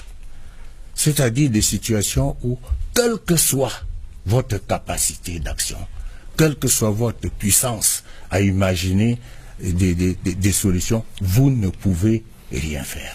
On patauge là-dedans jusqu'au début des années 2000. On commence à lever la tête vers 2003, 2004, 2005. On atteint déjà vers les 5 et 6% de croissance. Ce n'est qu'en ce temps-là qu'il devient possible à ceux qui gouvernent, au président. Non, monsieur Biyina, c'est important. Les Camerounais nous écoutent. Il faut qu'ils sachent ce qui s'est passé. Donc, pendant près de 20 ans, le Cameroun a été objectivement en situation de ne pouvoir entreprendre aucun investissement.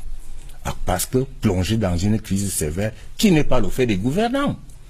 Bon, alors, pour prendre un cas plus actuel, lorsque Boko Haram nous attaque vers l'extrême nord et qu'il faut engager des dépenses militaires en termes de milliards, c'est la faute du gouvernement. Lorsque la fragilisation d'un État voisin libère des énergies négatives qui installent le grand banditisme à l'Est, c'est la faute de l'État du Cameroun, c'est la faute du gouvernement.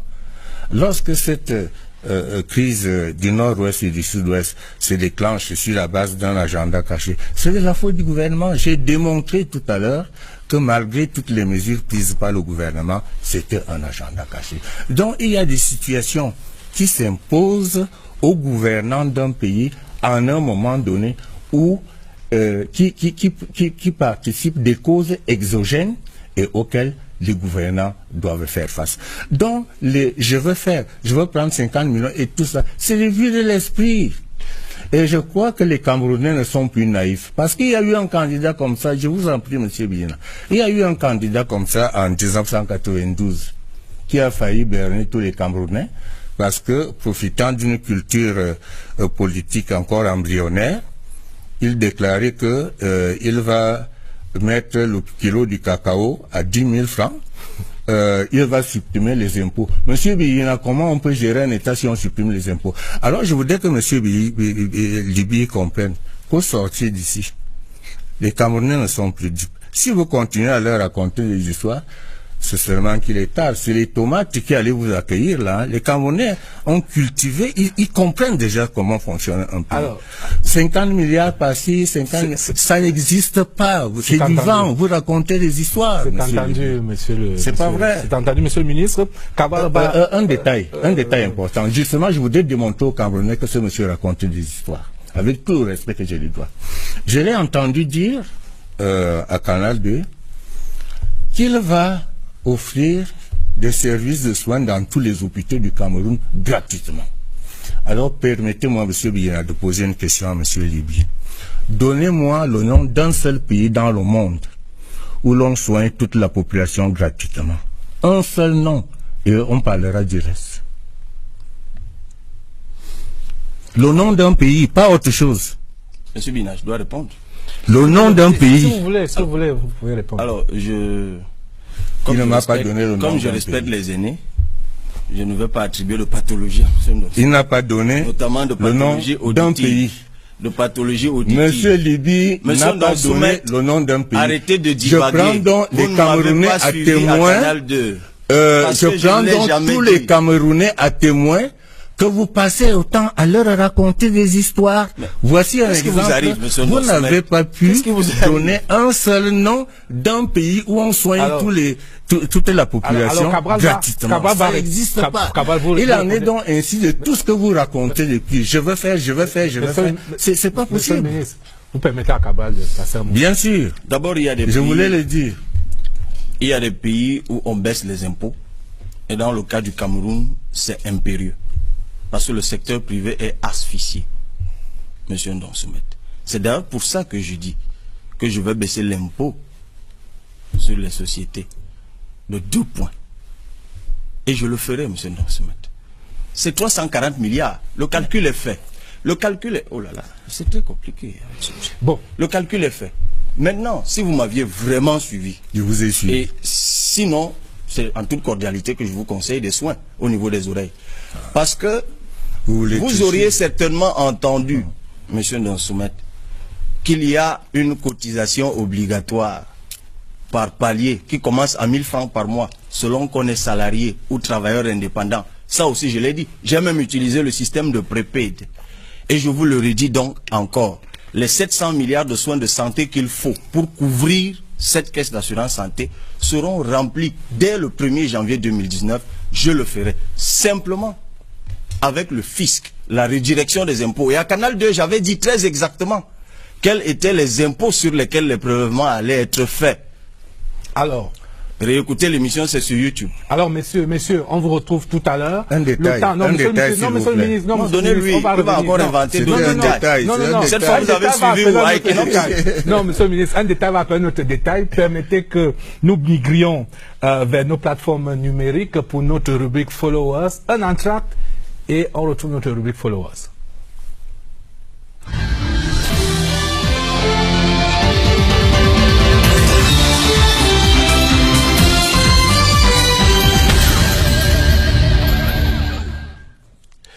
Elle est là, la charmante Catherine Toulou, que j'ai le plaisir d'accueillir. Bonsoir et bienvenue. Bonsoir Aimé Robert Bina, bonsoir aux deux invités. Et bien sûr, cette fois-ci, nous irons bien jusqu'au bout de notre rubrique, Catherine. Et d'abord... Évidemment, une fois n'est pas coutume, hein, nous avons tout espoir que cette fois-ci, nous irons jusqu'au bout. Nous y sommes et nous y allons.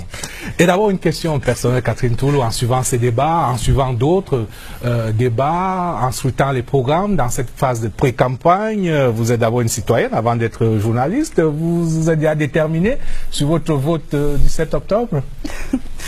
Voilà, Aimé Robert Bina, vous savez, les choses ne font que commencer. En tant que citoyenne, vous l'avez dit, j'observe.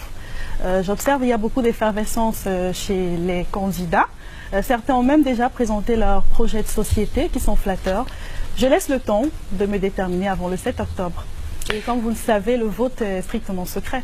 Donc, pardonnez-moi de ne pas dévoiler ma tendance ce soir. Évidemment, nous avons le temps de nous déterminer et ce débat participe de cette détermination de tous les 6,5 millions d'électeurs camerounais d'ici et les 13 000 de la diaspora. Vous avez monitoré pour nous dans nos plateformes numériques depuis le début de la soirée. Quelles sont les principales réactions et tendances qui se dégagent? Alors, c'est des tendances mitigées. Malheureusement, nous n'aurons pas toutes les réactions ce soir, surtout avec l'incident du début de l'émission. Donc, je vais commencer par le thème de l'émission, les défis de la paix et de la prospérité, qui relèvent purement et simplement de la volonté politique. Là, il s'agit déjà d'un message d'un internaute. Pour cela, il faudra mettre les intérêts généraux du peuple au centre des actions publiques et politiques. C'est le véritable défi à relever. Alors, c'est le message de Vincent Guidiol depuis Yaoundé. Dans la même veine, Edgar Fontini pense qu'il faut tout d'abord consolider notre diplomatie culturelle et notre diplomatie de paix. Il faut ensuite rendre à la fonction publique son authenticité et booster, pourquoi pas, la création de l'emploi en capitalisant sur les PME, car c'est là où se trouve le foyer de l'entrepreneuriat. Paul Gio de Yaoundé affirme pour sa part qu'il faut prendre en compte la corruption qui constitue un véritable frein au développement de tous les pays, principalement le Cameroun, avant d'aspirer à la paix sociale et à la prospérité. Et le chemin est encore long. Serge Elundou de Bertois nous informe qu'il faut d'abord identifier les problèmes structurels et sociaux, économiques qui touchent directement les individus avant de prétendre consolider la paix et la prospérité au Cameroun. Hervé Kuete depuis Banjoun pense que la consolidation de la paix est principalement un défi et une responsabilité nationale. Le gouvernement, les institutions et même la population doivent assumer la responsabilité de la mise en place des fondations d'une paix durable. Cette appropriation nationale du processus est donc indispensable à son succès. Et puis, Souraya Oumarou nous dit qu'il faut une stratégie concertée, comme le pense son prédécesseur Hervé Keté de Banjoun. Alors je vais terminer. Selon lui, c'est un digne pour quelqu'un qui aspire à la haute fonction présidentielle. Y a-t-il des questions? Oui, il y a quelques questions tout de même. Alors la première s'adresse à M. Benoît Domsouet. Alors, quelle est la solution concrète et directe au problème de corruption qui sévit au Cameroun? Vous pouvez nous répondre directement, Monsieur le ministre. Je peux? Bien sûr. Alors, la corruption est aussi vieille que le monde. Je ne vous apprends rien. Si on va puiser dans la cosmogonie chrétienne, c'est le serpent qui a corrompu Ève. C'est dans des problèmes consubstantiels à l'existence humaine. Consubstantiels à l'existence humaine. Et l'action des gouvernants consiste non pas à supprimer la corruption parce que ce n'est pas possible. Nous, au RDPC, on ne raconte pas des histoires, mais à la réduire à sa plus simple expression. Ok. Non, je ne peux pas avoir fini, monsieur Biena. Oui, c'est que lorsque monsieur le ministre... Il faut donc pas laisser poser des questions. Oui, mais il faut répondre, mais il faut synthétiser vos réponses. Ouais. Bon, alors, il y a... la corruption est une infraction à la loi pénale. Il y a la loi qui a prévu des dispositions pour punir la corruption. Il y a des tribunaux qui sont là. Il y a des organismes de contrôle de la gestion. L'internet veut qu'on tape plus fort, en fait, pour parler simplement. Mais alors, il faudra donc savoir, on arrête les gens, on les met en prison, on dit qu'on fait des procès politiques. On exige des preuves avant de mettre les gens en prison, on dit qu'on est complaisant. Bon, il faudrait savoir. Donc, ce que nous on fait et ce que le gouvernement pense, le gouvernement RDPC pense, c'est d'appliquer tout simplement la loi. Ok. Voilà. Y a-t-il une question pour le candidat Kawa? Oui, une dernière question à M. Cabral Libby. Alors, lorsqu'on fait l'analyse de votre projet politique, on s'aperçoit qu'il représente l'État-providence. Alors, comment finance-t-on un projet aussi ambitieux? La question est de M. Guidjol Vincent, une fois de plus.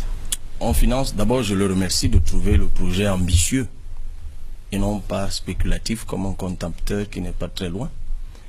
On le finance d'abord en faisant faire des économies à l'État. Je viens de le dire. Avec le budget actuel, il est possible de rééquilibrer la dépense budgétaire et de faire 720 milliards d'économies.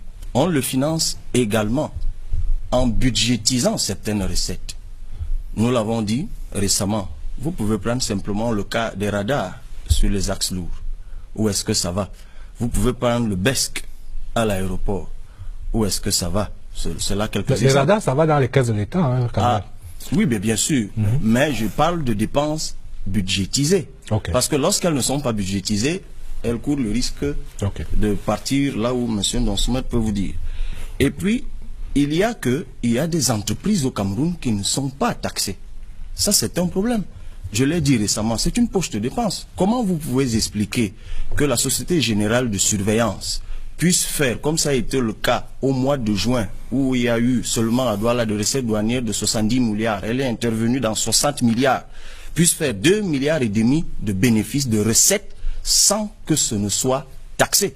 Comment pensez-vous que certaines entreprises comme la PHP ne payent pas le moindre impôt? Il faut donc élargir l'assiette fiscale et après cela, il est possible maintenant de créer, en investissant, on crée de la richesse. Et ça, c'est pas la chose la plus compliquée. Dès que le crédit revient dans le fonctionnement de l'État, dès que la gouvernance s'installe, les investisseurs, ils arrivent. Nous, on injecte 500 milliards dans l'agriculture tous les ans, c'est 10% environ de notre budget, ça génère de la richesse et ça finance notre projet. En réalité, contrairement au régime inerte, qui a peur, parce qu'ils n'ont plus d'horizon de grandeur, ils vous disent simplement que non, dès que vous rêvez, dès que vous pensez un pays, ben non, il faut être inerte comme eux, endormi comme eux, et on voit là où se trouve le pays. C'est à vous de choisir. Merci. On va libérer Catherine Toulou parce que le débat se poursuit sur nos plateformes. C'est important ce que je voulais dire, parce que c'est direct là. Alors, je voudrais d'abord dire à M. Libye que le temps qu'il a souvent lorsqu'il fait ses propositions, c'est comme s'il inventait l'eau chaude. Je voudrais dire à M. Libye que la manipulation de la fiscalité comme instrument de politique économique se fait chaque année. Okay. En fonction des c'est vraiment ça que vous vouliez dire en insistant de prendre la parole? C'est pas fini. C'est pas fini, j'ai pas fini. Donnez-moi quelques secondes. Monsieur le ministre, on va revenir sur configurer cette émission parce que ça se fait chaque année. Ça se fait chaque année. L'État augmente. Vous insistez, vous prenez la parole pour dire ça. Monsieur le ministre. Mais alors, c'est vrai, parce que vous pensez que vous faites un exploit. Alors qu'en réalité, l'État le fait chaque année. Soit augmente, soit abaisse, soit élargit l'assiette, soit réduit. Si vous vous énervez, c'est bien parce que vous sentez que j'ai compris que vous voulez mentir aux Camerounais. Vous voulez mentir aux Camerounais. L'État le fait chaque année. C'est des instruments de politique économique. Et l'État les utilise chaque année. Vous ne vous entendez plus, s'il vous plaît. Vous vous entendez plus. Ça se dit sur le 7. C'est pas un jeu, monsieur. C'est de la fabulation. n'est pas un jeu. Monsieur, si vous permettez, on va libérer cette dame. On va être élégant. On va lui permettre de partir crânement.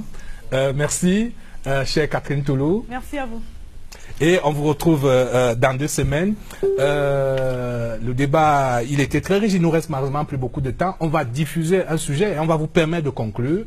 Parce qu'on me fait des grands signes de l'autre côté. On va diffuser un sujet important, un sujet de vulgarisation sur le code électoral, avec l'enjeu de financement. Cabral a lancé un appel de fonds de 200 millions de francs CFA. Les militants du RDPC cotisent tous les week-ends, à qui mieux dans les différentes délégations régionales. Donc, pas de campagne électorale sans argent. L'État y a pensé, c'est dans le code électoral. Jamais sans mon code, Steve Chiga.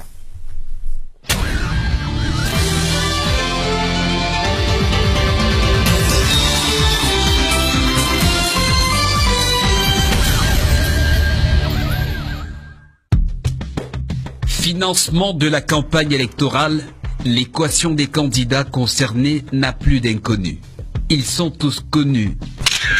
Sur la liste, après les recours, rien n'a changé. Mais tout sera différent. 9 candidats en 2018 contre 23 en 2011. Tout compte fait, l'État financera leur campagne qui démarre le 24 septembre, comme le veut le code électoral, avec un budget estimé d'avance par la loi de finances. Selon l'article 286 du code électoral, les fonds destinés au financement de la campagne électorale sont répartis en 2 tranches d'égal montant. La première tranche est versée après la publication de la liste des candidats. La deuxième est après la proclamation des résultats servie proportionnellement aux résultats obtenus aux candidats ayant obtenu au moins 5% des suffrages exprimés. Tout candidat qui se désiste avant le scrutin ou qui ne participe plus à l'élection doit reverser toute la somme perçue à la première tranche au Trésor. Et si un candidat utilise les fonds perçus dans le cadre du financement public à d'autres fins, il risquera un emprisonnement, comme l'instruit l'article 292. Celui-ci s'appuie sur l'article 184 du Code pénal qui sanctionne les détournements de fonds publics. Attention, en ce qui concerne le financement public de la campagne, tout soutien provenant de l'étranger est interdit. C'est ce que dit l'article 278. Ce sont les règles de la course à la présidentielle.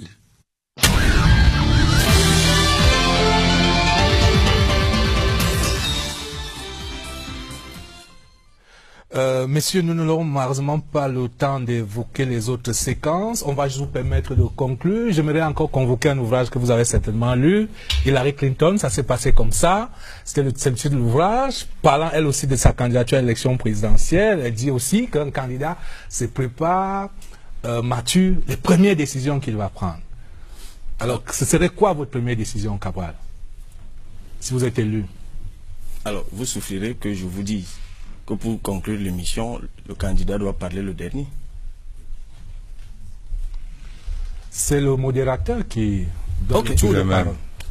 Mais ça s'est fait jusqu'au bout alors. C'est vrai non, que c'était pour vous charrier. Présentateur d'émission à une époque, mais vous le savez très bien. C'était pour vous charrier. C'est moi qui donne le tout de parole. Non, je vous l'ai dit tout à l'heure. Nous travaillons pour l'humain. Permettez quand même que je dise rapidement. Tout à l'heure, j'ai suivi le journaliste. Tout fonds provenant de l'étranger, non. Personne étrangère ou organisation étrangère. C'est la lettre de la loi. Je crois l'avoir bien lu. Non, une fois que nous arrivons, ce qui nous préoccupe, M. Bina, c'est la condition de l'humain. La question de la santé est pour nous primordiale. La question de la protection du citoyen, dès que nous arrivons, nous mettons dès janvier la caisse d'assurance maladie. Ça nous préoccupe au plus haut point. Et nous lançons la révolution agricole immédiatement avec le train de mesures qui va avec, rééquilibrage de la dépense budgétaire. Et pour l'assurance santé, nous allons créer très vite une caisse d'assurance santé financée par la fiscalité et financée par les contributions obligatoires des citoyens. C'est ce que nous avons donc dit à Canal 2. Ça ne veut pas dire qu'il y aura la police derrière les gens, mais tous les services publics seront subordonnés à la présentation du carnet de cotisation santé. On n'invente pas la roue et sur ce point il a raison, ça se fait déjà très bien en Côte d'Ivoire. Nous sommes allés pour le voir. Nous allons régler la question de la santé et nous allons lancer notre révolution agricole et immédiatement nous allons tendre la main à nos compatriotes de l'étranger. On ne peut pas avoir 5 millions de Camerounais à l'étranger et leur interdire de s'épanouir véritablement au Cameroun. Nous allons lever la question de la double nationalité et puis très vite nous allons créer un guichet diaspora parce que jusqu'ici, selon un rapport du ministère de la formation professionnelle, c'est 585 milliards quand même qui nous sont venus de la diaspora en 2017. Il faut que les investissements venus de nos compatriotes de la diaspora, parce que j'ai envie de penser à Samuel Eto'o, qui est un brillant footballeur, mais qui s'est fait spolier par cet État alors qu'il voulait simplement investir. Ce genre de choses ne doivent plus jamais se passer. Alors, ça c'était dans l'hypothèse où vous gagnez. Je vous pose une question qui m'a été soufflée par un de vos militants du mouvement citoyen. Il y en a d'ailleurs très nombreux dans ce studio 2 du centre de production de la CRTV. Dans l'hypothèse où vous ne gagnez pas et que le président, à supposer que ce soit le président Biya qui gagne, ou un autre, décide qu'il faut faire appel à toutes les intelligences, toutes les forces vives de notre pays, est-ce que vous serez prêt à intégrer un gouvernement? Ma réponse, elle est très claire. C'est nous qui gagnons le 7 octobre. Et je vous envoie donc poser la question. Je préfère vous envoyer parce qu'apparemment il est représenté à chacune de vos émissions. Ou alors vous demanderez peut-être à celui qui est plus proche que lui, plus proche de lui que M. Ndansoumet, si jamais vous en avez un de plus proche. Vous lui demanderez si lui, il est prêt à travailler. Moi, je lui ai déjà trouvé une place. Puisque dès que nous allons faire disparaître le Sénat, nous allons créer une chambre consultative des patriarches et des anciens. Il y trouvera sa place. C'est un patriarche sur le plateau. Votre mot de fin, monsieur le ministre? Non, je voudrais d'abord que vous me permettiez de poser une petite question. On ne va pas recommencer le débat, monsieur non. le ministre. Concluez, s'il vous plaît. Oui, concluez, s'il vous plaît. Je veux conclure, ça fait partie de ma conclusion. Oui, parce que ça va devenir le ping-pong et on ne va pas en sortir. Non, ce n'est pas du ping-pong. J'ai une petite question très simple à poser. Parce que lorsque quelqu'un a pour ambition de gouverner le Cameroun, moi je m'en vais fouiller un peu dans sa vie. J'ai envie de savoir qui est celui qui va me gouverner. Alors, j'ai un peu regardé la vie de M. Liby. M. Liby a été à l'université contractuel là-bas avec les faveurs qu'il avait auprès de certains responsables. On lui a donné un petit espace pour faire une boutique. Il a fait la boutique. La boutique n'a pas pu être gérée, il l'a fermée avant 1 an. Je parle même, le mot boutique est un mot très noble, c'était une épicerie. Alors moi je voudrais que les Camerounais me disent comment quelqu'un qui n'a pas pu tenir une épicerie pourra gérer le Cameroun. Le Cameroun de nos ancêtres que nous connaissons bien. Premier point. Deuxième point, Monsieur Liby met trop en avant sa jeunesse, etc. Je voudrais lui dire de ne pas rêver. Attali, lorsqu'il présentait son livre récemment, le titre m'échappe, je crois, sans réponse sur la gestion de la France, avait dit quelque chose d'impressionnant. C'était 2 ans avant la fin du mandat d'Hollande. Attali avait déclaré que la France, dans 2 ans, sera gouvernée par quelqu'un qui a moins de 39 ans. Et c'est ce qui s'est passé avec Macron. Ça signifie quoi? Ça signifie que le CAP 40, vous savez ce que c'est que le CAP 40, et je présume que M. Libye aussi sait ce que c'est. Et Macron était le rapporteur de cette commission Attali. Voilà, avait déjà, voilà, vous avez l'information. Il ne risque pas de dire que j'ai menti. Ça signifie tout simplement que le CAP 40 avait déjà validé que c'est Macron qui sera candidat. Je voudrais dire à mon jeune frère qu'il n'y a pas de hasard, qu'il n'ait pas la naïveté de croire qu'incapable de gérer une épicerie, il va venir gérer le Cameroun. Il a encore beaucoup à apprendre.